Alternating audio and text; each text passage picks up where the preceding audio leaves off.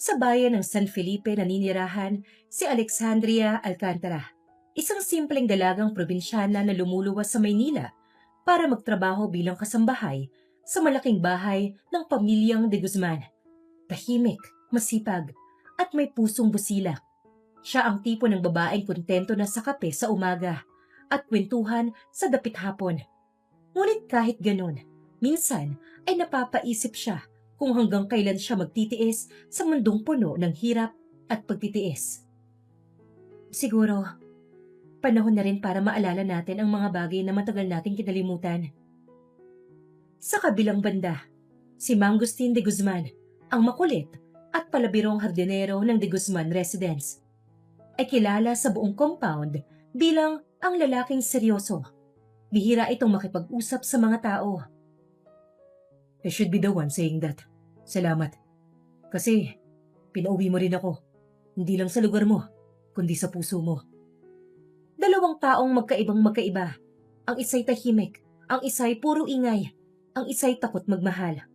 Ang isa'y handang sumugal kahit walang kasiguraduhan.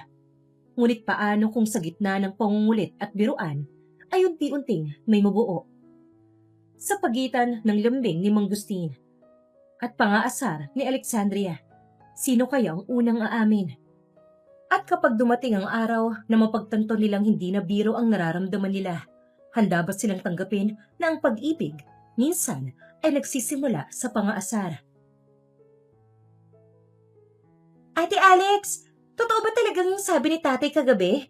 Aalis ka raw? Tanong ni Mara. Ito ang sumunod sa kanya. Pangalawa sa 6 na magkakapatid. Panganay naman si Alexandria. Maagang umaga ay gising na ang mga tao doon. Naririnig ang tilaok ng manok at hampas ng hangin sa mga dahon. Nag-aayos siya ng mga gamit habang nakaupo sa banig. Nasa gilid niya ang 5 kapatid. Huminto si Alexandria at tinignan ang mga to. Oo, Mare. Baka sa susunod na linggo aalis na ako papuntang Manila. Sumimangot si Tonyo at yumakap sa kanya. Ito ang bunso nila, 15 years old. 2 taon ang agwat nilang magkakapatid. Oh, ate, bakit naman? Sino mag-aalaga sa amin? Si nanay naman po laging pagod sa bukid.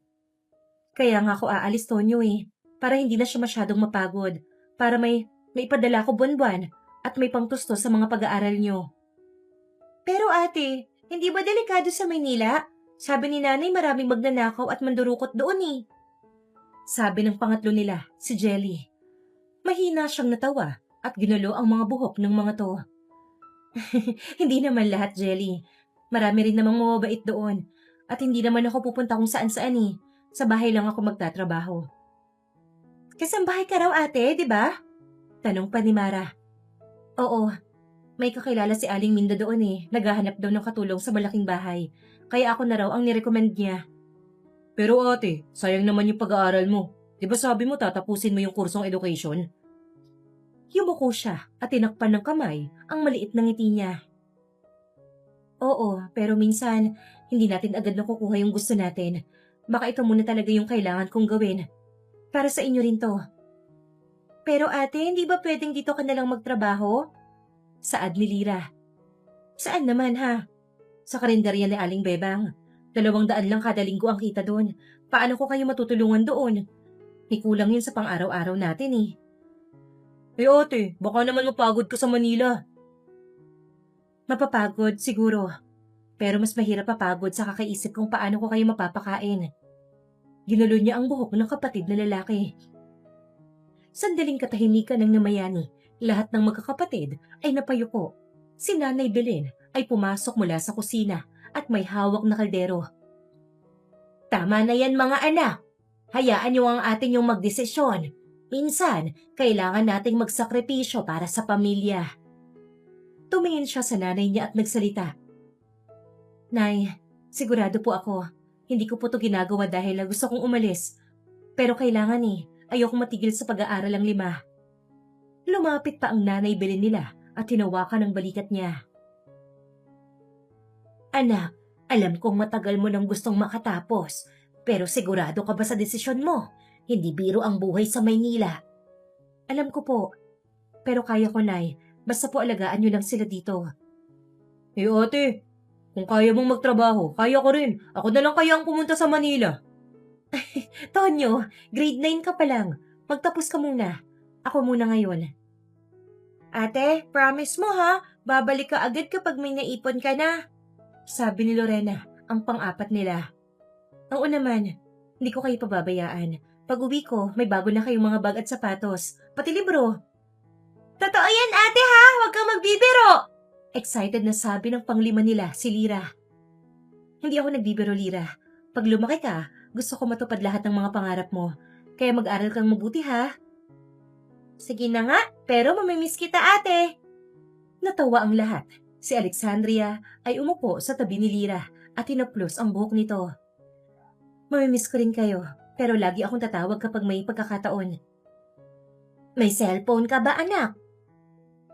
Wala na po yung luma kong phone eh. Pero sabi ni Aling Minda, may landline daw yung bahay na pagtatrabahuhan ko. Landline? Eh di tatawag kami. Kung meron kayong cellphone doon ate, mag-selfie ka ha? Gusto ko makita yung mansyon. Excited naman na nagsalita si Mara na kinatawa niya. Mansyon talaga, hindi pa nga ako nakakarating eh. Pero sabi nila sobrang laki raw eh, parang hotel. Baka may swimming pool ate! O kaya may elevator! Ay naku, kayo talaga. Trabaho ko yun, hindi turista. Basta Alex, wag mong kakalimutan ang mga bilin ko ha. Magdasal ka palagi at huwag kang magpapabasto sa amo mo. Opo, Nay. Hindi po ako basta-basta magtitiwala sa tao. Ate, kung may maliligaw sa'yo sa Maynila, huwag kang papayag ah. Ano ka ba, Tonyo? Sino namang manliligaw sa kasambahay? Malay mo ate, baka may gwapong anak yung amo mo. Hala kayo, hindi yan teleserye. Pero ate, baka totoo, yung sa kapitbahay nga natin si Ate Lenny, kasambahay lang noon tapos naging asawa ng amo niya. Naku, huwag kayong ganyan. Hindi ako pupunta ron para maghanap ng pag-ibig. Pupunta ako para magtrabaho. Tama yan, anak. Unahin mo muna ang pangarap mo, ang puso. Hintayin mo na lang kung kailan handa. Napangiti si Alex. Tumayo siya at tinignan ang paligid ng bahay. Sa labas, maririnig ang huni ng mga ibon at kaluskos ng mga dahon. May halong lungkot ang kanyang mga mata. Pumugot siya ng malalim na hininga. Ang tahimik ng lugar natin, no? Minsan gusto ko ganito na lang habang buhay. Pero hindi ko rin maatim na makita kayong nahihirapan eh. Kinabukasan, bitbit ni Alex ang backpack at isang may kalakihang bag. Suot din ang lumang jacket. Lahat ng magkakapatid ay nakapila sa labas ng bahay. May tricycle na naghihintay. Ate, text mo kami agad pagdating mo ha? Sabi ni Mara. Ate, huwag mong kalimutan yung pasalubong sa Pasko ha? Dagdag ni Tonyo. Kanya-kanyang sabi na ang ibang kapatid niya ng mga gusto ng mga to. Sige na. Basta mag-aral kayo ha. Lahat ng sakripisyo ko para sa inyo. Ingat anak. Pagdasal ka habang nasa biyahe. Opo, Nay. Mahal ko po kayo. Sumakay siya ng tricycle. Kumaway habang paalis. Ang mga kapatid ay kumakaway rin habang pinupunasan ni Nanay Belen ang mga mata. Habang papaliw si Alex, lumingon siya sa bahay. Ang maliit nilang tahanan na puno ng alaala. Huminga siya ng malalim. Para sa inyo to. Lahat ng pagod, lahat ng luha. Pangarap ko to, na makita kayong maabot ang pangarap nyo. Kahit ako mahirapan ako. Mahinang saad niya. At sa pag-ikot ng tricycle palabas ng baryo. Lumulubog ang araw sa likod ng mga bundok. Simbolo ng pagtatapos ng isang yugto at simula ng bago. Sa malaking mansyon sa Manila, maaga pa at medyo tahimik ang paligid. Maririnig ang huni ng mga ibon at tunog ng fountain sa hardin. Papasok si Alex, may bitbit na maliit na bag at mahigpit na hawak ang rosaryong bigay ni Nanay Belen. Nakamasid siya sa paligid, puting marmol, malalaking bintana at mamahaling kurtina. Parang ibang mundo para sa isang simpleng probinsyana. Isang katulong, si Aling Cora ang sumalubong sa kanya. Ikaw ba si Alexandria Alcantara? Opo ma'am, ako po yung nirekomenda ni Aling Minda. Oo, sige halika na. ipapakilala kita kay Sir Mangustin. Siya ang amo dito. Tahimik yun pero mabait naman. Basta wag kang maingay ha. Ayaw niya ng magulo. Opo, Aling Cora. Pumasok sila sa loob. Malawak at maganda ang bahay. May mga chandeliers, mamahaling sofa at malaking hagdanan. Si Alex ay napapahinto, tila nagugulat sa bawat detalye. Grabe naman po, parang hotel dito. Sanayan lang yan, iha. Pag tumagal ka dito, normal na lang sa'yo yung kintab ng sahig. Naglakad sila papunta sa veranda. Sa dulo ng mahabang hallway, nakaupo si Mangustin de Guzman. Suot ang puting polo, may hawak na tasa ng kape. Nakatingin ito sa hardin, seryoso at parang malalim ang iniisip. Nang marinig ang yapa, tumingin to sa kanila. Nagtagpo ang mga mata nila ni Alexandria. Parang huminto ang oras. Sir, ito na po ang bagong kasambahay. Siya po yung sinasabi ni Minda na papalit sa kanya. Okay. Tumango si Aling Cora. Si Mangustin ay tila natigilan habang nakatingin kay Alexandria. Napansin ito ni Aling Cora kaya siya na ang nagsalita. Alex, ito si Sir Mangustin. Siya ang may-ari ng bahay. Sir, siya po si Alexandria Alcantara. Galing sa probinsya. Masipag at maaasahan. Napatingin din si Mangustin at parang nag-iisip. Alexandria? Alcantara? Opo, sir. Nice name. Sir, turuan ko po muna siya ng mga gawaing bahay. Alright. Make sure she knows the rules. Opo, sir. Tahimik lang si Mangustin. Habang papalayo, lihim na sinundan ni Mangustin ng tingin si Alexandria. Bahagyang nakakunot ang noo. Tila nag-iisip kung saan niya ito nakita. Una siyang dinala sa maid's quarter para malagay ang mga gamit niya doon. Dito ka matutulog, Alexandria, ha? Maliit lang pero maaliwalas. Ang ganda po. Hindi ko po akalain ganito kalinis kahit sa quarters. Syempre, si Mangustin yan eh. Ayaw niya ng marumi o maingay. Pero mabait yan. Basta trabaho lang, walang reklamo. Tumango-tango si Alexandria. Nilagay niya ang gamit niya at muling sumunod dito. Ito yung kusina. Dito ka madalas. Magluluto ka ng almusal bago mag-alas 7 ng umaga. Tapos lilinisin mo yung veranda. Inuulit ko, ayaw ni Sir ng marumi o maingay. Tahimik lang siya, pero pag nagalit yan, hindi sumisigaw. Titignan ka lang, pero mas nakakatakot yung ganon. Opo, tahimik lang po ako, Aling Cora. Matapos maglibot, ay sobrang pagod si Alexandria. Sobrang laki naman kasi ng bahay. Pakiramdam niya ay maliligaw siya kapag mag-isa lang siya na maglilibot doon. Sige, magpahinga ka muna. Bukas ipapakilala kita sa iba pang staff. Ngumiti si Alex habang nakaupo sa kama. Huminga siya ng malalim. Tinignan ng paligid at ang rosaryong bigay ni Nanay Belen. Kinabukasan, maagang nagising si Alexandria. Nagluluto siya ng almusal, itlog, sinangag at tinapay. Tahimik lang siya, pero halatang kinakabahan pa rin. Maya-maya'y narinig niya ang mga yapak patungo sa kusina. You're up early. Si Mangustin ang nagsalita. Mabilis na napalingon siya na halos mabitawan ng sandok. Sir, good morning po. Nagluluto lang po ako ng almusal. You cook? Opo, sir. Sa amin po sa probinsya, ako po talagang nagluluto sa bahay. Ang bango ng niluluto mo. Tahimik na nakatayo si Mangustin sa may pinto ng kusina. Si Alexandria ay nagpatuloy sa pagluluto, ngunit ramdam ang titig ng lalaki.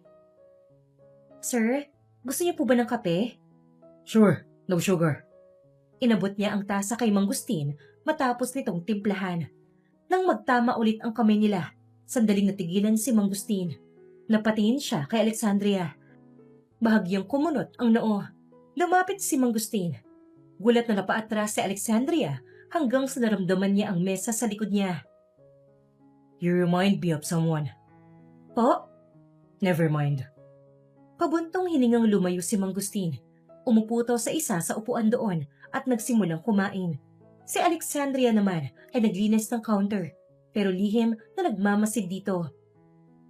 Lumipas ang 2 buwan sa mansyon. Si Alexandria ay sanay na sa mga gawain. Maagang gumigising, nagluluto, naglalaba at nag-aalaga ng mga halaman. Sa veranda, Gaya ng nakagawian, nakaupo si Mang Gustin tuwing gabi. May baso ng alak, tahimik at laging nag-iisip. Minsan ay nag-uusap sila, pero laging maikli dahil masyadong tipid to. Kaya ng gabing yun, si Alex ay nagwawalis malapit sa veranda, habang si Mang Gustin ay nakaupo doon, may hawak na baso ng alak. Hindi ka ba maagang nagpapahinga? Hindi pa po ako inaantok eh. Tsaka gusto ko pong matapos to sir bago matulog. You work too hard. Namumungay na ang mga mata nito habang nakatingin sa kanya. Kailangan po eh, para hindi po ako mapagalitan ni Aling Cora. Mahinang natawa si Mang Gustin. Yun ang unang beses niyang nakita itong tumawa. My Cora always called you. She said, you're the one of the best she trained. Napangiti si Alexandria sa sinabi nito. Talaga po? Nakakahiya naman. Ginagawa ko lang naman po yung trabaho ko. Iba ka nga talaga. Po? Most people here only stay for the salary. You work with heart. Napayuko si Alexandria. Hindi niya alam kung paano sasagutin yon. Naramdaman niya ang bahagyang pangumula ng kanyang pisngi. Salamat po, sir. Siguro kasi sanay na po akong magtrabaho. Sa amin po kasi kapag hindi ka kikilos, walang kakain. I see. You're from the province? Opo, sir. Sinabi po yata ni Aling Cora yun ng first day ko dito. Tumango-tango si Mang Gustin. Nangalumbaba siya nitong tinignan. Rice fields? Tanong nito sa sinabi niya kanina. Opo, lahat po ng paligid palay. Pagdating ng tag-ani, parang gintong dagat yung tanawin. Ngumiti si Mang Gustin, parang saglit na lumambot ang kanyang muka. Tila binabalikan niya ang isang alaala. I used to visit a place like that. Long time ago. Talaga po? Ang ganda po siguro doon. It was. I met someone there when I was a kid. Kaibigan po niyo? Something like that. She was kind. She had your eyes. Nagkatinginan silang dalawa. Si Alex ay hindi makagalaw. Si Mang Gustin ay parang biglang natauhan at uminom ng alak para takpan ang tensyon. Anyways, it's late. You should rest. Opo, sir. Good night po. Good night, Alexandria. Umalis siya, pero sa likod ng tahimik na paglalakad ay halata ang kabog ng dibdib. Si Mang Gustin ay naiwan sa veranda, nakatingin sa hangin. Sa kamay niya, unti-unting natutunaw ang yelo sa baso niya. Isang bilyonaryo si Mang Gustin de Guzman, seryoso at tahimik, ngunit may kakaibang bigat ang presensya nito. Madalas itong nagtatrabaho hanggang hating gabi. Kadalasan ay nag-iisa sa veranda habang umiinom ng alak at nakatanaw sa dilim ng langit. Para kay Alex, malayo ang mundo nito sa kanya. Ang fiancé ng amo niya ay bihira pang magpakita, kaya wala siyang iniisip kundi ang tungkulin niya. Habang tumatagal siya sa bahay na yon, ay nararamdaman niyang nahuhulog na siya kay Mang Gustin. Bagaman, kailangan niya yung pigilan dahil may minamahal ito at ayaw niyang mawalan ng trabaho. Nang sumunod na araw, ay sinigang ang niluto ni Alexandria. Pupungas-pungas na pumasok si Mang Gustin sa kusina at naupo kung saan malapit nagluluto si Alex. You're cooking again? Habang tumatagal, ay napapansin ni Alex na nakikipag-usap na si Mang Gustin. Nagiging madaldal na ito. At minsan siyang kinagulat ng mga tao doon. Opo sir, naubos na po yung tinapay kagabi, kaya sinigang na lang po ngayon. Sinigang? That's my favorite. Talaga po? Buti na lang sir, hindi ko po alam yun ah. Lucky guess. Tahimik silang kumain. Pagkatapos, sa unang pagkakataon, sabay silang tumawa nang matalsikan ng sabaw si Mang Gustin nang subukang kumuha ni Alex noon. Ay sir, sorry po. It's fine. It's not hot though. You trying to burn your boss? Hindi po, promise. Nagpipigil siya ng tawa nang makita ang cute na pagnguso ni Mang Gustin. Nagtawanan ulit sila nang magkatitigan. Sana, dalasan mo ang pagtawa mo, Alex. Ha? You have a beautiful smile. Nakakahawa ang mga tawa mo. Natigilan si Alex. Nagkatinginan silang muli.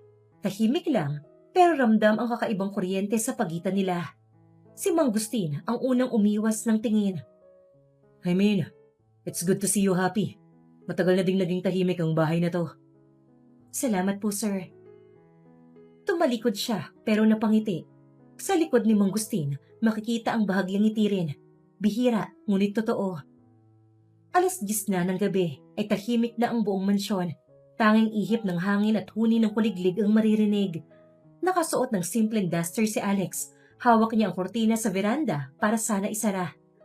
At patapos na sa gawain. Pero ganun na lang ang pangungunot ng noo ni Alexandria nang may makita sa labas ng veranda. Sa mesa, may bote ng alak at 2 baso. Si Mang Gustin nakaupo sa veranda chair, nakasandal at hawak ang isang baso ng whiskey. Mabuti na lang, ito lang pala ang hindi ko nasasara. Makakatulog na rin ako sa wakas. Lalapit na sana siya sa isang kurtina pa, pero narinig niya ang mahabang tinig ni Mang Gustin. Alexandria, Napatigil siya, dahan-dahan siyang lumingon dito. Si Mang Gustin ay nakatingin sa kanya. Malalim ang mga mata nito, parang pagod at bahagyang namumula ang pisngi. Sir, gising pa po kayo? di ako makatulog eh. Halika, samahan mo ko. Nagulat siya. Hindi niya alam kung tama ba ang umupo sa tabi nito. Baka may makakita sa kanila at iba ang isipin. Ayaw naman niyang magalit ang fiancé nito sa kadahilanang yun. Sir, baka po may kailangan kayo? Kape po, tubig? Mariing umiling si Mang Gustin. Bahagyang ngumiti habang nakatingin sa kanya. No, gusto ko lang ng kasama. Napatitig siya sa lalaki. Hindi niya alam kung narinig ba niya ng tama. Ngunit nakita niya ang sarili na mabagal na umupo sa kabilang silya. Ilang dipa ang pagitan nila. Mahinang natawa to habang nakatingin sa kanya. Okay lang po ba kayo, sir? Medyo mukhang pagod po kayo eh. Pagod? You could say that. Life gets tiring when you keep pretending you're fine. Natahimik siya sa sinabi nito. Hindi alam kung paano sasagot. Nilingon niya sandali ang basong hawak nito. Halos ubos na. May problema po ba?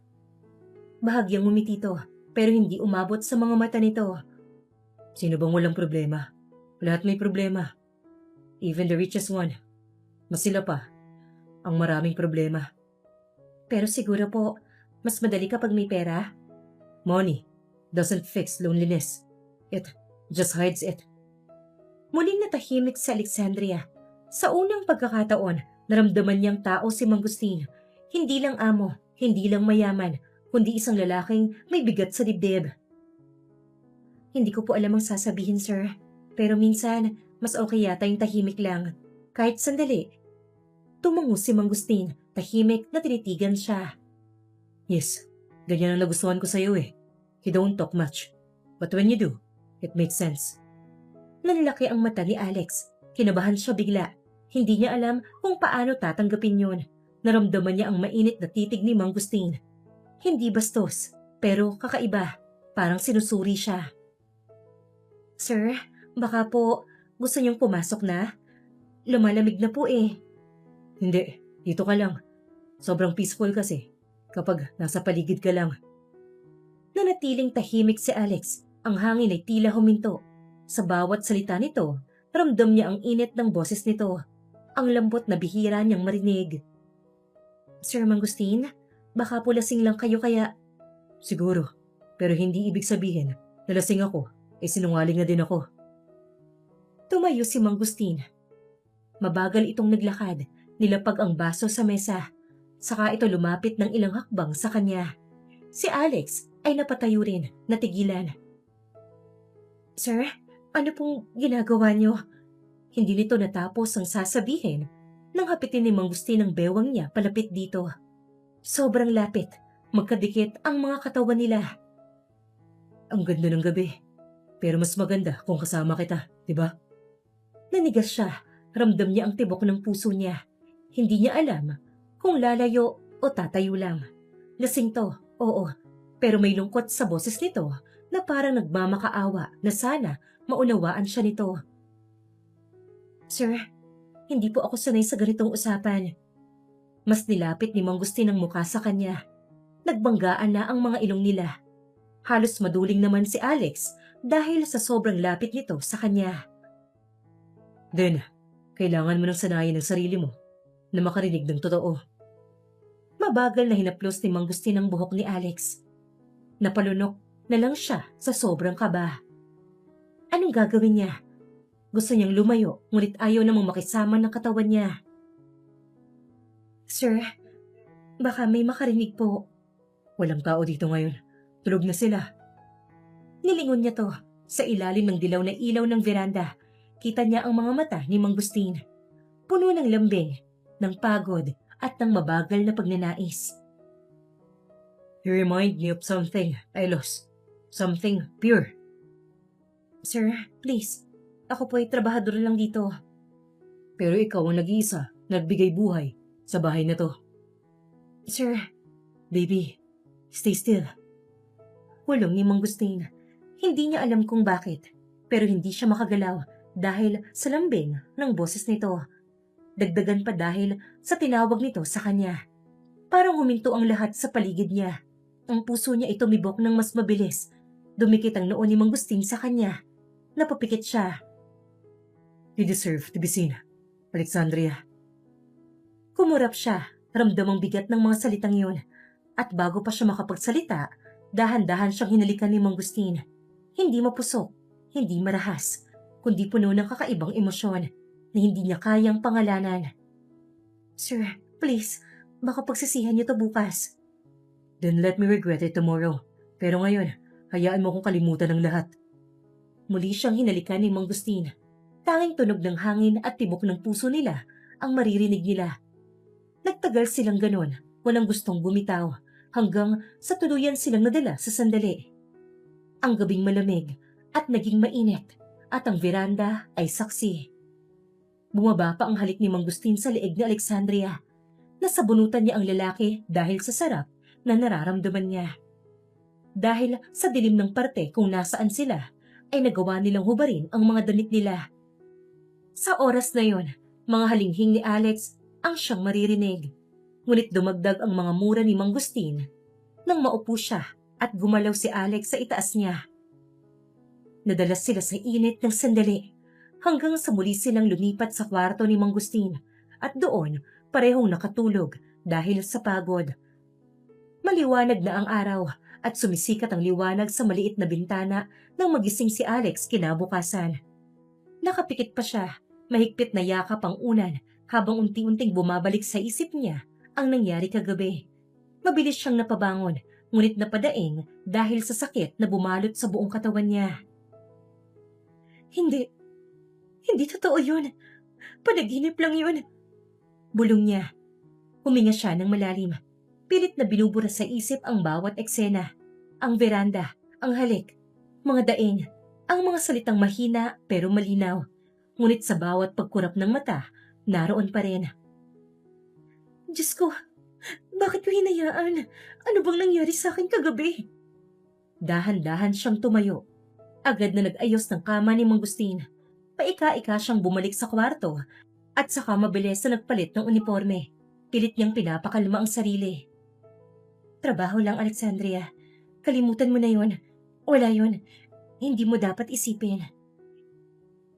Lumabas siya ng silid, tahimik na naglakad papunta sa kusina.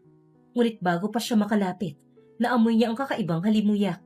Hindi kape, hindi tinapay, kundi sunog. Kumulot ang noo niya. Sunog? Agad siyang tumakbo papasok ng kusina. Kahit masakit pa ang katawan at muntik na siyang mapahinto sa gulat, nandoon si Mang Gustin, nakasuot ng puting t-shirt at pajama pants. Hawak ang kawali at sinusubukang baliktarin ang itlog na halos maging uling. Sir, ano pong ginagawa niyo? Napalingon to at medyo nagulat pa nang makita siya. Good morning. Nagluluto ako. Napahawak sa noo si Alex, bahagyang lumapit pa. Cooking po? Nasusunog na po yung itlog eh. I know. Wait, I got this. Bago pa nito matapos ang sasabihin, medyo lumaki ang apoy. May umusok sa kawali. Napaatras si Mang Gustin sabay ubo nito. Nanlalaki ang matang tumakbo siya at kinuha ang kawali. Diyos ko po, sir! Ganito po ba lagi kayo magluto? Ngumiti si Mang Gustin, ngunit umuubo pa rin. First time ko eh. Actually, Akala ko kasi madali lang tulad dun sa YouTube eh. Hindi po kasi basta-basta ang pagluluto, sir. Dapat po marunong maghintay. Nakangiwing saad niya sa mga sinabi nito. Well, yun ang problema ko eh. Hindi ako marunong maghintay. Napakamot pa ito ng ulo. Tumingin siya rito. Sandaling nagtagpo ang kanilang mga mata. Napayuko siya agad, saka binuksan ang kalan at nagsimulang magluto ng panibagong itlog. Dapat po, sir, ako na lang gumagawa nito. Baka po mapahamak pa kayo eh. Sobrang seryoso mo naman, Alex. You should laugh a little. Gusto ko lang naman, ipagluto kita. Alam ko kasing pagod ka eh. Nakangusong sabi ni Mang Gustin. Hindi po ako marunong tumawa kapag may sunog sa kusina. Pairap na sabi niya. Fair enough. Pero kahit na, sinubukan ko naman, di ba? Napangiti si Alex kahit ayaw niya. Hindi dahil sa sinabi nito, kundi sa itsura nito. Seryosong CEO kagabi. Ngayon, ay mukhang batang nahuli sa kalokohan. May mantika pa sa braso at magulo ang buhok. Sir, next time po, gisingin niyo na lang po ako. Ako na po magluluto. Next time? Ibig sabihin, may another chance pa ako? Otomatikong napaikot ang mata niya, pero hindi pa nawawala ang ngiti sa labi nito. Depende kung hindi pa masusunog ang bahay. Okay, sige. Tahimik na silang dalawa habang nagluluto siya. Si Mang Gustin ay nakaupo sa mesa, nakamasid sa kanya. May mga ngiti sa labi nito, yung tipong bihirang makita si Alexandria. Alam mo ba, parang nag-iiba ka kapag nagluluto. Sobrang ganda mo. Paanong iba? Tanong niya. Yeah, calm. Peaceful. Like the world makes sense again. Napahinto siya sandali. Hindi niya alam kung ano ang isasagot. Pinili niyang baliwalain at ipagpatuloy ang ginagawa. Sir, gusto niyo po ba ng kape habang hinihintay to? Yes, please. Black, tulad nung kagabi. Napatigil ito sa sinabi nito. Si Alexandria ay gulat na napalingon. Si Mang Gustin naman ay natahimik. Parang biglang natauhan. Umayos to ng upo. I mean, like the last time, he made one. Hindi siya kumibo. Tahimik lang niyang inabot ang tasa ng kape pagkaraan ng ilang minuto. Ang awkward na katahimikan ay napalitan ng banayad ng ngiti ni Mang Gustin. Hey, hindi ka naman siguro galit sa akin. Bakit naman po ako magagalit? Because I crossed the line. Kagabi. Tumigil siya sa ginagawa. Ang tono nito ay totoo. Hindi lasing, hindi nagbibiro. Naramdaman niyang may bigat sa mga salita nito. Sir, ayoko na pong pag-usapan yon. Marahan na tumango si Mang Gustin. Okay, pasensya na. Tahimik ulit sila. Pagkatapos ay dahan-dahang ngumiti si Mang Gustin. For what is worth, pinaramdam mong tao ulit ako. Sir, tao naman po talaga kayo eh. Siguro, but lately, para bang nabubuhay lang talaga ako. Hanggang sa dumating ka. Pinilit niyang huwag ngumiti. Kumuha siya ng plato at nilapag sa harap nito. Ayan po sir, hindi sunog. Pwede na pong kainin. Nakangiting sabi niya. Wow, mukhang masarap ah. The best ka talagang magluto, babe. Masarap yan sir, promise. Hindi niya pinansin ang tinawag nito sa kanya. You're confident, huh? Hindi po confident. Sigurado lang po ako dahil kilala ko ang sarili ko pagdating sa pagluluto. Natawa si Mang Gustin, napailing, saka sumubo ng itlog. Napangibito ng bahagya. Okay, pero medyo maalat ah. Sir naman, hindi po kayo marunong magluto tapos magrereklamo pa. Nakangusong saad niya. Hey, hindi ako nagrereklamo. I'm just expressing my culinary shock. Sabay silang natawa. Sa unang pagkakataon, nagtama ang kanilang mga mata ng walang awkwardness. Walang hiya, walang takot. Parang dalawang taong sabay na huminga muli. Alam mo, mas gusto ko ang ganitong ikaw. Itong tumatawa ka. Eh kasi po kanina, muntik nang masunog yung kusina eh. Eh kung ganyan, magsusunog na lang ako araw-araw para makita ang ngiti mong yan. Napailing siya sa sinabi nito, pero ramdam din niya ang pamumula ng pisngi niya. Sir, huwag niyo pong sabihin yan. Baka seryosohin ko. Nakangiwing sabi pa ni Alex. Sige, seryosohin mo. I like being taken seriously when I talk about you. at kumindat pa ito sa kanya. Napatigil si Alexandria. Ilang sandaling tahimik silang dalawa. May halong biro, pero may katotohanan sa tinig nito. Si Alex ay nagkunwaring abala sa paghuhugas ng plato. Sir, baka po late na kayo sa trabaho ah.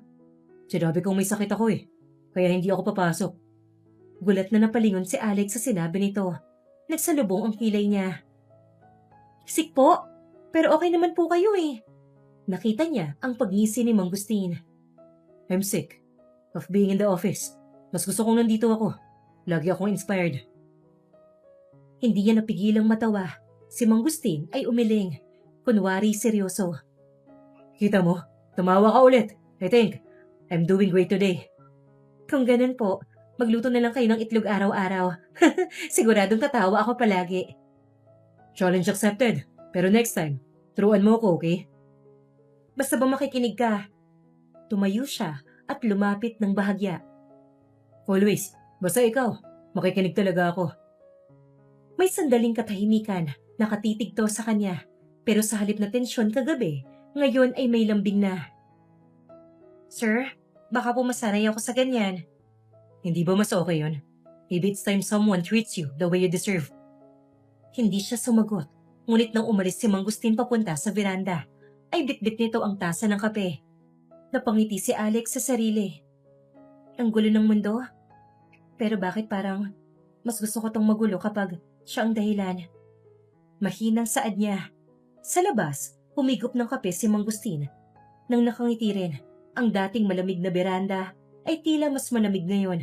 Sa bawat halakhak ni Alexandria, parang unti-unting nabubura ang bigat ng kanyang nakaraan. Ang araw sa bahay ng mga de Guzman ay hindi na kasing tahimik tulad ng dati.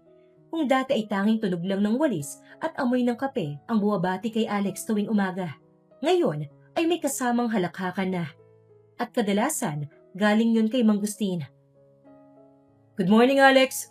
Sigaw ni Mang Gustin mula sa veranda habang nagbubuhos ng tubig sa paso. Nakasuot ito ng simpleng puting t-shirt at shorts, malayo sa dati niyang anyong laging formal, laging parang may meeting kahit walang pupuntahan. Good morning po, sir! Sabi niya habang nag-aayos ng mesa. Hindi pa rin siya sanay, parang laging may kaba kapag naririnig niyang ganun kagaan itong tawagin. Uy, sir pa rin. Nakangiti itong lumapit. May bitbit bang timba? I told you, just call me Mang Gustin. Or Stin, mas bagay sa akin yun, di ba? Umirap siya, ngunit hindi napigilang mapangiti. Eh paano kung ayaw ko? E di pipilitin kita. Napakamot ito sa ulo, saka lumapit pa. Pero kidding aside, gusto kong mas maging comfortable ka. Alam kong awkward pa rin yung nangyari noong gabing yun eh. Napahinto si Alex, bumigat ang hangin. Nagtungo siya sa mesa at kunwaring nagpunas ng alikabok na wala naman. Sir, Mang Gustin. Aniya, hindi siya makatingin. Nakaraan na yon. Wala na po yon. Wala na? Umangat ang kilay ng lalaki. Medyo mapanukso ang tono. So, pwede bang mangyari ulit? Ano po? Napasinghap siya. Tumawa ng malakas si Mang Gustin. Halos matapon ang hawak nitong kape. Joke lang. Grabe ka naman, Alex. Ang cute mo kapag nagugulat. Hindi nakakatawa, sir, ha? Pero kahit naiinis siya, nararamdaman niyang nag-iinit ang pisngi niya. Ngumiti ito ng bahagya. Yung ngiting parang hindi sanay, pero totoo. Sorry, minsan hindi ko alam kung paano ako magbibiro sa'yo eh. Sanay kasi akong seryoso lagi. Eh di wag na kayo magbiro. Pero gusto kong matutunan para tumawa ka ulit. Alam mo bang ang hirap mong patawanin?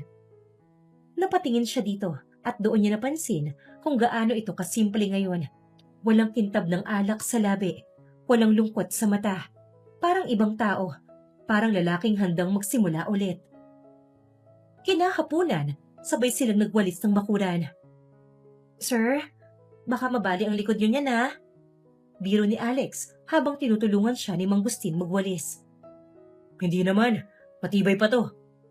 Sagot nito sabay kindat sa kanya. Alam mo, ang saya pala nito. Yung ganitong simpleng gawain. Nakaka-relax. Relax? Magwalis? Oo, kasi kasama kita. Natigilan siya. Ang boses nito, mababa, totoo, walang halong biro. Pero bago pa siya makasagot, bigla itong nagpakawala ng buntong hininga at ngumiti. Don't worry, Alex. Hindi kita nililigawan. Sabi ni Mang Gustin, sabay kamot sa batok. Hindi pa. Siguro. Sir, huwag po kayo magbiro ng ganyan. May fiancé ka. Hindi ako nagbibiro. Tugon niya. Ngayon ay nakatitig na sa kanya. Pero alam ko, hindi ito tamang panahon. Kaya, friends muna tayo. Pwede? Hindi man lang sinagot ang huling sinabi niya. Napangiti si Alex. Friends? Yeah, pero warning. Hilingi akong kaibigan. Lumipas ang mga araw at naging totoo nga ang sinabi ni Mang Gustin. Hulingi nga ito. Lagi itong nasa paligid niya. Kapag naglalaba siya, nandoon ito. Hawak ang tabo at nag-aalok ng tulong. Sir, hindi niyo naman kailangan gawin to. Nakakahiya po. Aniya, minsang naglalaba sila sa likod bahay. Eh gusto ko eh. Gusto kong matutunan lahat ng ginagawa mo. Para kapag wala ka, kaya ko pa rin mabuhay. Wala po ako? Bakit? Aalis ba ako? Wala lang, just in case. Pero sana hindi. Natahimik si Alex. Minsan, gusto niyang itanong kung bakit ganito ito sa kanya. Kung ano ba talagang gusto nito. Pero natatakot siyang marinig ang sagot. Isang gabi, sabay sila nagluto ng adobo. Wala nang awkwardness na nararamdaman niya dito. Para na nga silang aso't pusa dahil sa pagbabangayan nila minsan. Uy, huwag mo masyadong lagyan ng toyo, baka maging sabaw yan. Sabi ni Alex habang nakatingin sa ginagawa ni Mang Gustin. Sabi mo, gusto mo ng malasa eh. Sagot nito, halatang nag-e-enjoy. Relax ka lang, chef ako dati. Chef saan? Sa impyerno? Grabe ka naman. Try mo muna bago mo husgahan. Nang matikman niya ang adobo, napatigil siya. Sir? Bakit? Maalat ba? Hindi, ang sarap. Napangiti ito, parang batang nakakuha ng gold star. Told you. Pwede pala akong house husband, no? House husband? Agad? Oo naman. Basta ikaw ang wife. Sir! Mang Gustin nga ni. Pairap na saad ni Mang Gustin. Malakas na tumawa siya, pero iba ang tibok ng puso niya ngayon. Hindi na dahil sa kaba, kundi dahil sa saya. Kinabukasan, habang nag-aayos siya ng mga bulaklak sa sala, lumapit si Mang Gustin, dala ang gitara. Mang Gustin, marunong ka palang tumugtog? Konti lang, pero ngayon lang ulit ako ginanahan eh. Gusto mong kantahan kita? Baka magising ang mga kalabaw sa kabilang barangay ah. Hindi yan.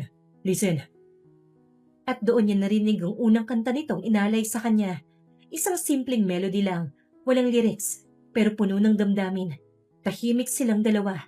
Tanging alo ng hangin at tunog ng gitara ang bumabalot sa paligid. Pagkatapos ng kanta, ay tinitigan siya nito. Alex, you make me feel alive again. Napatingin siya rito. Sir, I'm not saying this to make you uncomfortable. Gusto ko lang sabihin kung ano yung totoo. I've been living like a ghost for years. Then you came. Simple, quiet, but you changed everything. Hindi siya nakasagot. Sa halip, naglakad siya palayo. Nang dahan-dahan, bitbit ang mga salitang iyon sa puso niya. Sa mga sumunod na araw, parang mas naging magaan ang lahat. Hindi na niya kailangan pang itago ang ngiti tuwing kasama si Mang Gustin. Minsan, nakikita pa siya nitong napapatitig habang nagluluto. At tatawanan lang siya nito. Baka ma-overcook mo yan ah. Kakatingin sa akin. Biro ni Mang Gustin. Hindi ako tumitingin ah. Eh bakit namumula ka? Mainit lang ang kalan. Ngunit pareho silang alam na hindi yun totoo. Isang hapon, habang sabay silang nag-aayos ng mga kortina sa veranda, biglang humangin ng malakas. Nahulog ang isa sa mga tali at pareho silang yumuko para damputin to. Nagkasalubong ang kanilang mga kamay, tahimik, walang nagsalita. Dahan-dahan ang umiti si Mang Gustin. Alex. Nilapit ni Mang Gustin ang mukha sa kanya, ngunit lumayo si Alex. Mang Gustin, baka may makakita. Let them. Wala naman tayong ginagawang masama eh. Pero kung sakali. Ayoko nang itago kung ano yung nararamdaman ko. Napasinghap siya. Hindi niya alam kung matatakot siya o matutuwa. Sa oras na yon ay nakalimutan niyang may fiancé, ang lalaking nasa harap niya. Hindi ko alam kung kailan nagsimula to. Dagdag ni Mang Gustin. Pero araw-araw kitang hinahanap. Kahit simpleng tawanan, kahit simpleng good morning. Napalunok si Alexandria. Sir, hindi ko alam kung kaya kong intindihin yan ngayon. Marahan ng umitito, hindi pilit. Okay lang. Hindi ko naman hinihingi ngayon eh. Basta alam mong nandito lang ako. And if someday, kaya mo nang maniwala ulit sa mga lalaki, sana ako yung una mong maisip. Kinagabihan habang nasa kwarto si Alex. Nakatingin lang siya sa labas ng bintana. Ramdam pa rin niya ang bawat salitang sinabi nito.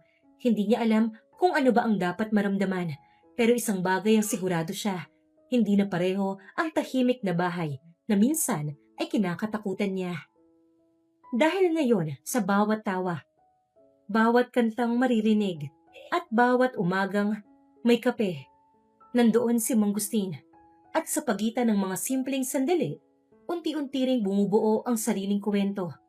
Ang dalawang pusong hindi inaasahang magtatagpo. Umagang-umaga ay tumutunog na ang kawali. Amoy ng sinangag ang maaamoy sa kusina. Si Alexandria ay abala sa pagluluto. Naka-apron, nakapusod ang buhok. Papasok si Mang Gustin. Nakapambahay lang ito. Bitbit na ang gitara at may ngiting parang may binabalak. Good morning, my favorite chef, / housemate, / heart thief. Hindi siya lumingon. Ang aga mo nagising ah. May napano ba? Wala, gusto ko lang makita kung totoo bang mas maganda kapag umaga. Nakangusong na pailing si Alex. Naku, Mang Gustin, hindi pa kayo nagkakape. Ang dami mo nang sinasabi. Eh kasi, ikaw ang kape ko eh. Gising agad ako pag nakita kita. Sandaling natigilan si Alex, sabay iling. Pinipigilan ng ngiti, pero halatang natutuwa. Baka mapasok ka sa sariling banat mo ah. Hindi naman, sanay akong mainit. At kinindatan pa siya. Mainit sa ulo siguro. Hindi ah, mainit sa pagmamahal. Mang Gustin, baka malaglag ko tong kawali nyo sa kakabanat mo dyan. Go ahead, basta ako ang lalaglagan mo. Napabuntong hininga siya, halatang napipikon, pero natatawa pa rin dito. Magkasama silang nagkakape ng mga oras na yon. Si Mang Gustin ay nag-aalok ng pandesal sa kanya, pero halatang may kalokohan na namang naisip. Gusto mo ng pandesal? At pa to, kagaya ko. Napairap siya. Mang Gustin, baka mabigla ka sa isang araw, suntok nang aabutin mo sa akin. Saad niya, kunwaring nagulat pa to. Grabe, agad-agad violence. Wala man lang warning shot. Warning shot? Eh araw-araw niyo nga akong binabanatan eh. Eh paano kung hindi banat yun? Ano? Kunot noong tinignan niya ito. Totoo kasi. Natahimik siya. Biglang humangin ng malakas. Napatitig si Mang Gustin sa kanya ng matagal. Seryoso na ito ngayon. Alam mo ba Alex, tuwing tumatawa ka, parang natatanggal yung bigat ko sa dibdib ko. Baka gutom lang yan? Pwede rin. Gutom sa pansin mo. Hindi mapigilan ni Alex ang sarili na mapabuntong hininga. Nang sumunod na araw ay naglabas si Alex. Biglang lumitaw si Mang Gustin sa harap niya. Nakatupi ang pantalon nito at may dalang tabo at nakangiti. Mang Gustin, ano tong suot mo? Outfit of the day. Laundry edition. Gusto kong tulungan ka eh. Lumapit to sa kanya. Hindi mo kailangang gawin, Mang Gustin. Madudumihan ka. Gusto kong madumihan. Basta ikaw ang kasama ko. Napailing si Alex sa mga sinasabi nito. Mang Gustin, hindi to picnic. Eh bakit parang ang saya mo tuwing nandito ako? Tanong ni Mang Gustin na kinatigil ni Alexandria. Lumapit siya, sabay abot ng tabo kay Alexandria. Oh, teamwork tayo. Ako taga-banlaw, ikaw taga-kuskus. Hindi po to laro. Hindi rin ako naglalaro sa feelings ko. Mang Gustin, huwag mo akong ganyanin. Bakit? Kinikilig ka? Hindi ah. Eh bakit namumula ka? Pinaypayan niya ang sarili, bagyong umiwas pa ng tingin. Kasi mainit. At kasi ako eh. Napahagis ng basang labahan si Alex sa kanya. Tumawa ng malakas si Mang Gustin habang nabasa ang t-shirt nito. Ayan, naglaba ka na. Naligo pa ako. Kasalanan mo yan eh. Worth it kasi pinapatawa kita. Si Mang Gustin nagluluto ng sinigang ng hapon na yon. Si Alexandria ay nakaupo. Pinapanood siya habang abala ito sa pagsubo ng kung anong pagkain ito. Hindi niya alam kung saan ito nakuha yon. Mang Gustin, sigurado ba kayong sinigang yan? Parang adobo sa kulay eh. Experimental version. Sinigang. Palestine. Stin disaster siguro. Aba, tignan natin mamaya kung disaster ba talaga. Tikman mo nga. Inabot nito ang kutsara.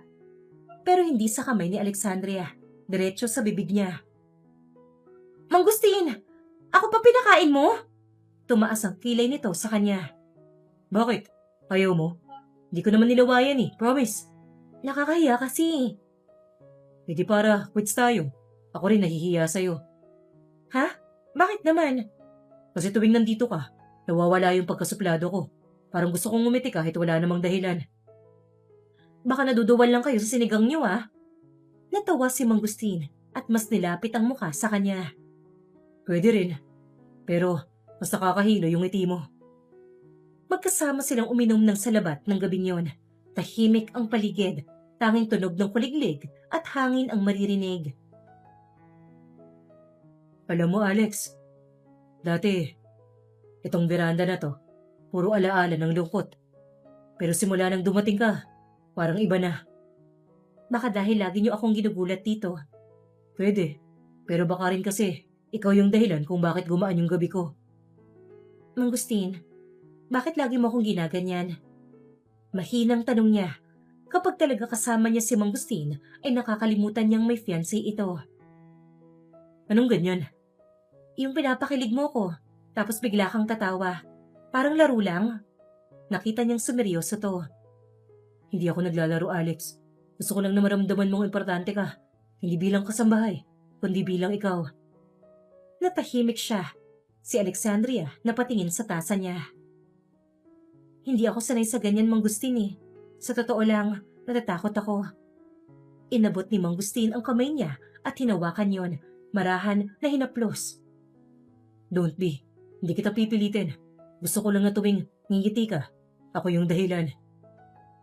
Nang sumunod na araw, ay sobrang busy ni Alexandria sa paglilinis. Si Mang Gustin ay nanonood ng TV sa sala. Bigla itong tumayo at lumapit sa kanya. Alex, halika saglit. Bakit ba? Nagtatakang tanong niya. Turo ko sa'yo yung dance step na viral sa internet. Tinuro nito ang TV. Ha? Mang Gustin, ayoko. Nakakahiya. Come on, para ma-stretch ka rin. Hinila siya ni Mang Gustin, sabay play ng upbeat music. Mang Gustin, wala to sa job description ko. Ngayon meron na. Bonus task. Sumayaw kasama ang gwapong amo. Wala kayong hiya. Meron naman, pero nawawala pagkasama ka. Habang sumasayaw sila, biglang nadulas si Alex. At muntik mahulog. Nahuli siya ni Mang Gustin. Literal, na nasa mga bisig nito ngayon. Sabi ko na eh, sa akin ka rin babagsak. Pinamulahan si Alex. Mang Gustin, pakibitawan mo ko. Humigpit ang pagkakahawak ni Mang Gustin sa kanya. Ayoko pa, ang sarap sa feeling eh. Mang Gustin! Okay. Pero next time, kung mahulog ka ulit, huwag kang matakot. Nandito lang ako. Tahimik ang paligid ng araw na yon. Malamig ang simoy ng hangin at tanging mga kuliglig lang ang maririnig. Si Alexandria ay nagliligpit ng mga tasa sa veranda nang mapansin niya ang isang lumang kahon sa gilid ng mesa. May alikabok. Tila matagal nang nakatago roon. Nangunot ang noon niya dahil hindi niya yun napansin kahit ilang beses na siyang nakatambay doon. Ha? Kanino kaya to? Maingat niyang binuksan ang kahon. Sa loob, may ilang lumang litrato. At may bahid ng panahon. Isa-isa niyang tinignan hanggang sa mapahinto siya sa isang larawan ng batang lalaki sa ilalim ng puno ng mangustin. Ito si Sir Mangustin? Napakurap siya, parang hindi makapaniwala. Sa tabi ng batang lalaki, may batang babae rin.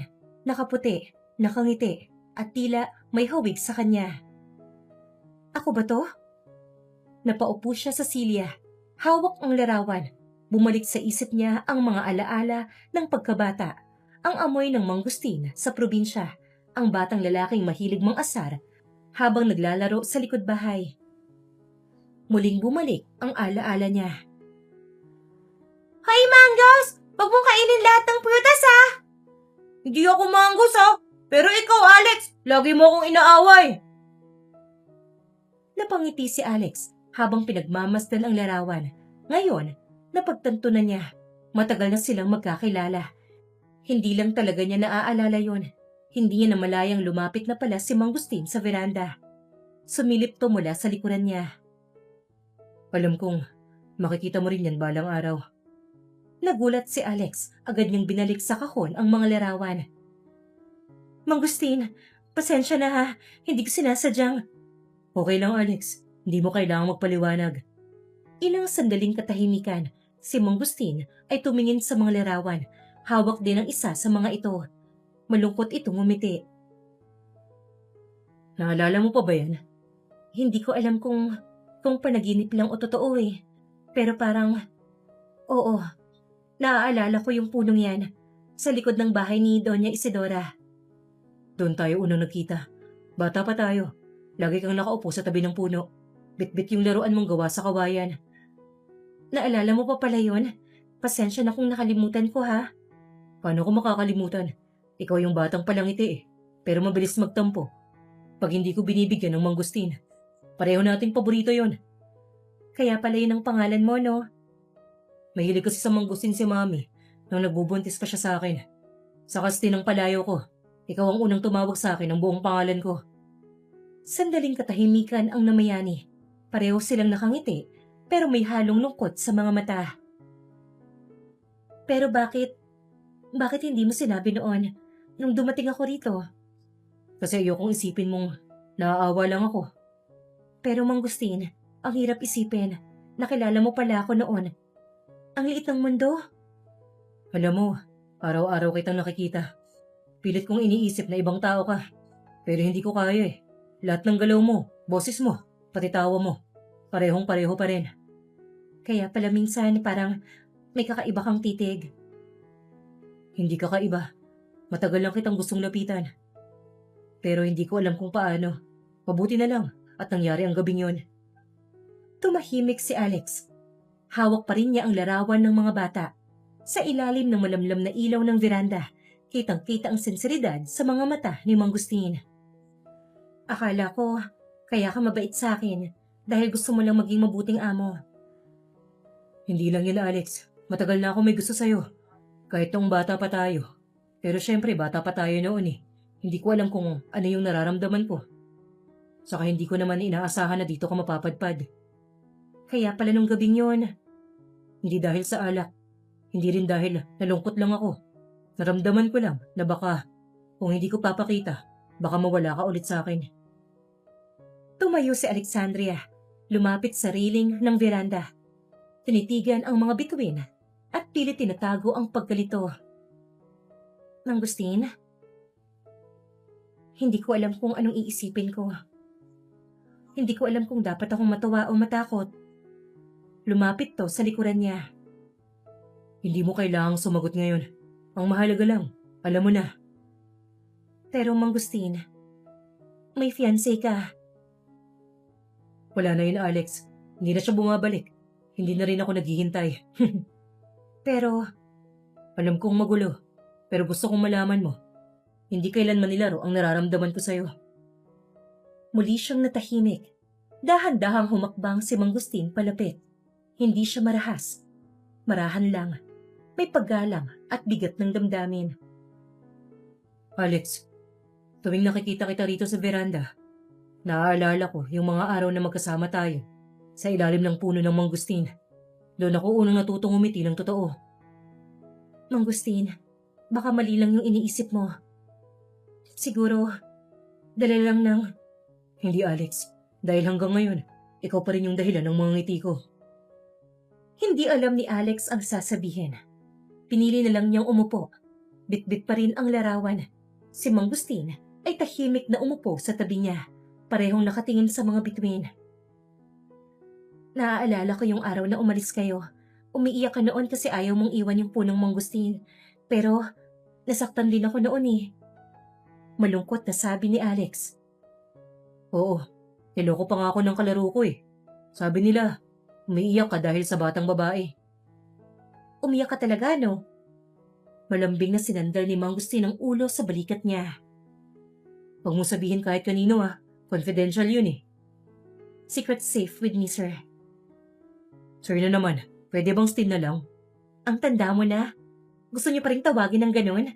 Mang Gustin, mas maganda. Eh ikaw rin naman eh. Hindi nagbago. Yung tawa mo, pareho pa rin. Ngumiti si Alexandria. Sandaling natahimik hanggang sa pareho silang natawa ng walang dahilan. Parang dalawang batang nagkita muli matapos ang mahabang panahon. Maaga pa lang, si Mang Gustin ay nagluluto. Si Alexandria ay nagulat nang makita siyang abala. May apron pa talaga. Natakot tuloy siya. Baka may masunog na naman ito. Mang Gustin! Ano ba ginagawa mo? Breakfast. For my favorite childhood friend / my loves / special person. Ano tong niluluto mo? Tanong niya nang silipin ito. Tinapa fried rice. Special recipe ko to. Tinuruan ako ng mama mo dati. Naalala mo? Naalala mo pa pala si mama.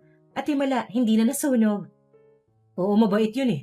Lagi akong binibigyan ng merienda kahit busog na ako. Saka ito nga lang ang alam kong lutuin eh. Kaya pala lumaki kang spoiled eh. At least ngayon, spoiled ako sa'yo. Naku, Mang Gustin, hindi ako nagbibigay ng special treatment ha. Eh bakit parang lagi kang may extra smile pag ako ang kasama mo? Aminin mo, gusto mo din ako. Kasi madaldal ka. That's not a denial. Kinagabihan naman. Pareho silang nakaupo sa veranda. May dalang gitara si Mang Gustin, tahimik na nagpapatugtog, habang si Alex ay nakatingin lang sa kanya. Alam mo Alex, minsan iniisip ko, baka sinadya talaga ng tadhana na magkita ulit tayo. O baka sinadya mo lang talaga na magpaawa noon para maalala kita. Nakangising tumatawa-tawa si Mang Gustin. Pwede rin, pero at least gumana. Nakakatawa ka minsan. Minsan lang. Eh gusto ko sana palagi eh. Humuso ito sa kanya na kinailing niya. Tumigil siya sa pagtugtog, sabay tingin kay Alex. Alex, may hilingin ako. Ano yun?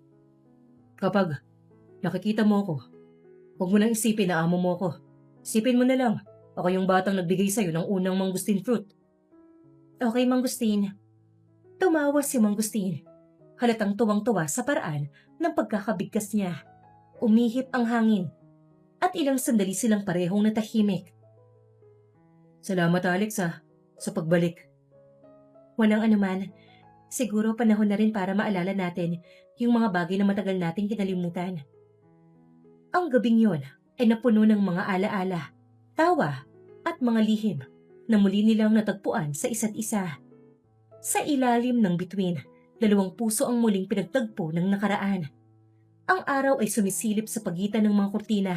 Sa beranda ay tahimik na nagkakape si Mang Gustin habang nag-aayos si Alexandria ng mesa. May ngiti sa mga labi nito habang pinagmamasdan ang lalaki. Nakaputing polo, medyo gusot ang buhok. Pero mas kalmado na kaysa dati. Ang aga mo yata ngayon? Sanay na akong gumising ng maaga eh. Especially kapag alam kong may maganda akong makikita pag bangon ko. Ayan ka na naman eh. What? That's true. You're the view I don't get tired of. Naku, baka masanay ka ha. Baka pag wala na ako dito, maghanap ka na ng kapalit. Nakangusong sabi niya. Napatitig sa kanya si Mang Gustin. Walang kapalit, Alex. Kahit gustuhin ko, wala nang makakapalit sa'yo. Napayuko si Alexandria. Halatang natigilan sa bigat ng mga salita nito. Tahimik silang pareho ng ilang segundo hanggang sa marinig nila ang pag-vibrate ng phone ni Mang Gustin. Tumingin siya, may lumabas na headline notification. May problema ba? Napansin kasi niya ang pagkunot ng noo nito. Mukhang tapos na talaga ang lahat. Naiiling na sabi nito. Ha? Pinakita ni Mang Gustin ang screen ng phone nito. Ang ex-fiancé ko. Militrato siya sa abroad with her boyfriend. Nag-viral. Nanlaki ang mga mata niya sa sinabi nito. Oh my, Mang Gustin, I'm sorry. Malakas na tumawa si Mang Gustin. Hinawakan nito ang kamay at hinila siya paupo sa kandungan nito. Pumalibot sa bewang niya ang braso ng lalaki. Don't be. Matagal ko nang alam yun. I just didn't care enough to talk about it.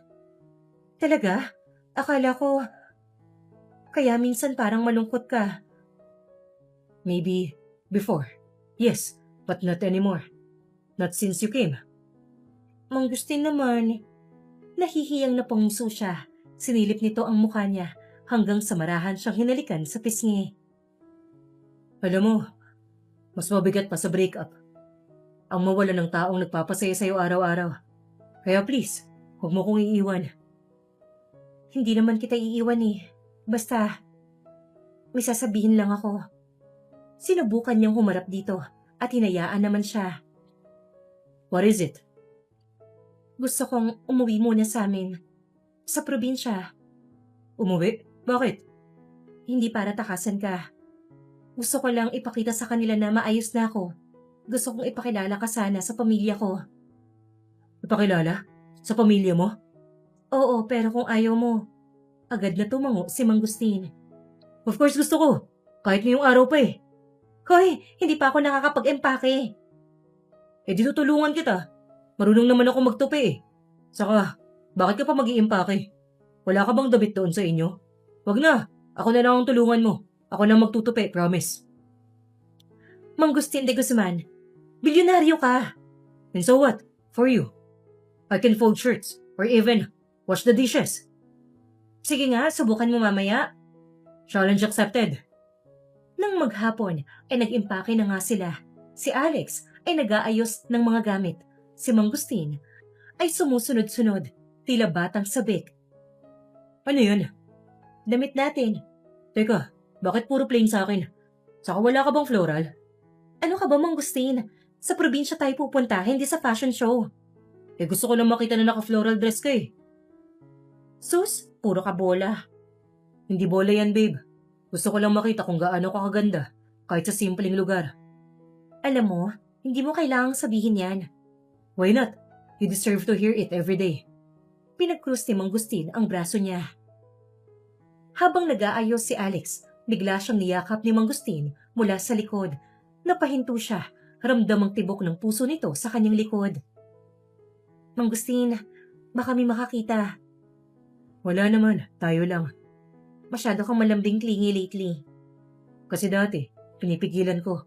Ngayon ayoko magpigil pa eh. Bulong nito sa tenga niya. Huwag kang ganyan, baka hindi na tayo makaalis eh. That's the plan. Dito na lang tayo sa kwarto. Loko ka talaga. Habang nasa biyahe, si Alex ay nakatingin lang sa labas. Pinagmamasdan ang mga bundok. Si Mang Gustin ay nagmamaneho, nakangiti, habang pasimpleng sinusulyapan siya. You look peaceful. Baka kasi malapit na tayo eh. Namiss ko yung hangin sa amin, yung mga kapatid ko, yung simpleng buhay. At least ngayon, may babalikan kang buhay na mas maganda. Hinindatan pa siya nito bago bumalik sa pagmamaneho. Salamat, Mang Gustin. Hindi ko in-expect na magbabago ng ganito ang lahat. Neither did I. I never thought falling in love with my house helper would make me this happy. Baka masabi ng tao, napakalaki ng agbat natin. Mapait siyang umiti sa lalaki. Nagsalubong ang kilay nito. Then we'll show them that love doesn't measure wealth. Hindi mo alam kung gaano kalaki ang halaga ng mga salitang yan sa akin. Nakangiting inabot nito ang kamay niya, marahan na dinala sa labi nito. Alam ko, kaya kita piniling makasama. Mainit ng tanghali nang dumating sila sa probinsya. Tinigil ni Mang Gustin ang kotse sa harap ng bahay. Lumabas ang mga kapatid ni Alexandria. Nagulat sa mamahaling sasakyan. Ate! Ang laki ng sasakyan mo! Sino yan? Sigaw ni Mara nang makita siya. Siya si Mang Gustin. Ate, pogi ah! Sabi naman ni Tonyo. Nakangiting nagmano naman si Mang Gustin sa matandang babae na lumabas sa pintuan. Magandang hapon po. Ako po si Mang Gustin de Guzman. Ay, ikaw pala yung amo ng anak ko. Salamat at inalagaan mo siya. Hindi po. Siya po ang nag-alaga sa akin. Nakangiting sabi ni Mang Gustin. Mang Gustin naman. Napatawa na lang siya. Aba, marunong palang magbiro ang amo mo, anak. Hindi po biro yun, tita. Totoo po yun. Tumawa ang lahat at sa unang pagkakataon, nakita ni Alex si Mang Gustin na ganap na kasywal, masayahin at bahagi na ng pamilya niya. Noong una, akala ni Alex hindi sila pwedeng magtagpo. Ito, mayaman. Siya, simpleng tao. Pero sa huli, hindi pala pera o pangalan ang nagtatakda ng pag-ibig, kundi kung gaano katotoo ang tibok ng puso. Habang magkasabay silang kumakain sa hapag, napatingin siya kay Mang Gustin.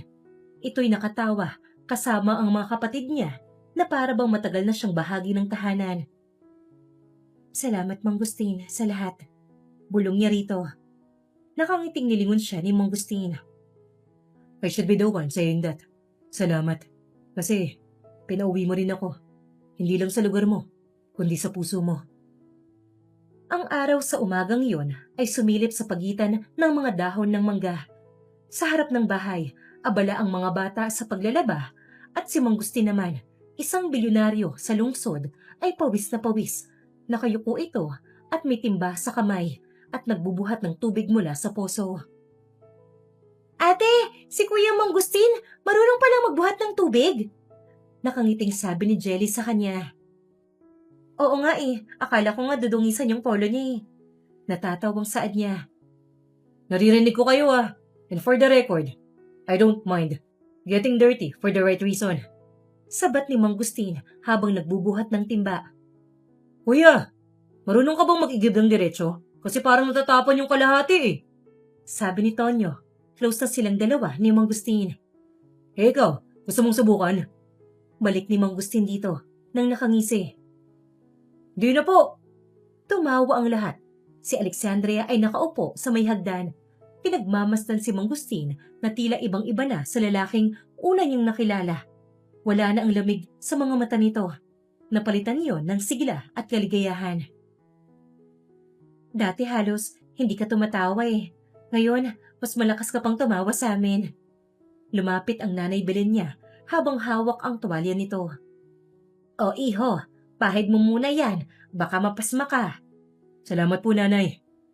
Natigilan si Alexandria. Sa unang pagkakataon, nakita niyang yumuko si Mang Gustin sa harap ng ibang tao. Hindi dahil kailangan, kundi dahil marunong itong magpakumbaba. Mabuti kang bata. Hindi ko inakala na may ganun pa palang lalaki ngayon. Sinusubukan ko lang pong matutunan kung paano siya pinalaki. Napangiti si nanay. Si Alexandria naman, hindi mapigilang mapaluha ng bahagya. Sa loob ng ilang araw, nakita niya kung paano kayang magbago ng isang lalaki kapag ang puso niya ay totoo. Nang magtanghali, sa ilalim ng puno ng mangustin sa likod bahay nila Alex. Magkatabi sila Mang Gustin at Alexandria sa lilim ng puno. May mga bata sa paligid na kumakain ng prutas, habang sila ay tahimik lang na nagmamasid. You know what's funny? Ano? Dito rin pala nagsimula ang lahat. This tree is the same one in the photo. Oo, dito ako madalas maglaro noon Lagi akong sumasabit dyan sa sanga, tapos iiyak ako kasi hindi ako makababa. I remember that. I helped you down once. Ikaw yung batang yon? Nakangiting tumango si Mang Gustin. Yep, you were crying so hard. You even hit me after I helped you. Natawa naman si Alexandria. Ako nga pala yun, ang sungit ko noon. And you still are. Sometimes. But I love that about you. Namumulang tinago niya ang mukha niya. Loko ka talaga. Sandaling natahimik sila Malamig ang hangin at sa paligid ay maririnig ang mga huni ng ibon. Sa pagitan ng katahimikan, nagtagpo ang mga tingin nila. Walang salita, pero puno ng damdamin. Alex, Hmm? can I tell you something? Ano yun? When I lost everything, I thought I wanted money, fame, relationship. I realized something. I was never really living. At ngayon, Now, I'm alive because of you. hindi nakasagot si Alexandria. Sa halip, ngumiti lang siya at pinisil ang kamay nito. Dumating na ang araw ng pagbalik nila sa Manila. Ang mga kapatid ni Alexandria ay nakapaligid sa kanila, halatang malungkot. Ate, kailan ka babalik? Tanong ni Lira. Baka sa Pasko. Pero tatawag ako palagi, promise. Kuya Mangustin, huwag mo pong papaiyakin si ate sabi naman ni Tonyo. Natawa to at niyuko ang kapatid niya. Promise. Tonyo, I'll take care of her. Lumapit si Nanay Belen.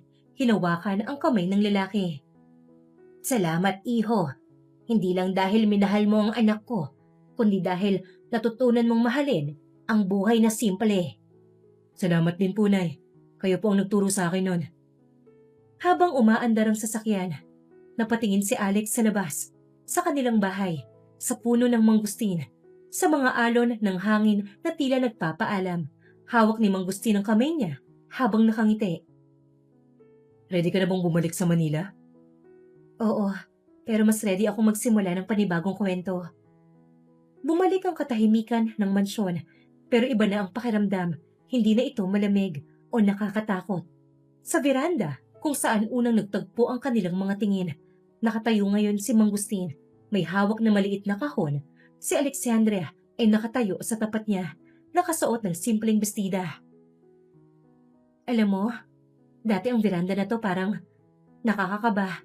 Laging tahimik, parang laging seryoso. Oo nga pero ngayon, gusto ko nang lagi rito. Bakit naman? Kasi dito nagsimula ang lahat. Unti-unti siyang lumapit. Sa bawat hakbang, tila bumabagal ang oras. Nang makalapit siya, huminga ng malalim si Mangustin. Sabay lumuhod sa harap ni Alex. Napahinto ang dalaga, halos hindi makagalaw. Mangustin? Alexandria, Alcantara. Binuksan niya ang kahon, isang simpleng singsing, gawa sa pilak. May maliit na batong malalumang mangustin na kulay lila. When I first met you, I saw someone quiet, humble, and full of dreams. But as I got to know you, I realized you're the strength I never had. The peace I was searching for.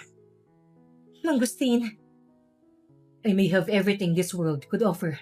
Money, power, a name. But without you, all of that means nothing. Kaya ngayon, I'm asking you, will you marry me? Sandali siyang natahimik. Tila huminto na siya sa paghinga. Si Alex ay lumuhod din, pinipigilan ng luha at hinawakan ang kamay ng lalaki. Mangustin, alam mo namang hindi ko inakala to. Wala akong yaman, wala akong pangalan. Pero kung ang tanong mo ay gusto kong makasama ka habang buhay, oo Mangustin, gusto ko. Tumawa si Mangustin sa gitna ng luha. Sinuot niya ang singsing sa daliri nito. At sa sandaling yun, ang malamig na veranda ay napuno ng init ng pag-ibig. Finally, you're home. Niyakap siya ni Mangustin. Oo, Mangustin. Nasa bahay na ako. Sa veranda, kung saan minsan ay saksi ang katahimikan sa kanilang distansya. Ngayon ay saksi ito sa pag-ibig na hindi kailanman magtatago. Ang dating amo at kasambahay, ngayon ay dalawang pusong pantay sa tibok. Magkasabay humaharap sa buhay. Maaliwalas ang langit, maliwanag ang buwan, at tila nagniningning ang bawat bituin. Nakaupo sila Alex at Mangustin sa veranda. Tahimik, malamig ang hangin, ngunit magaan sa pakiramdam.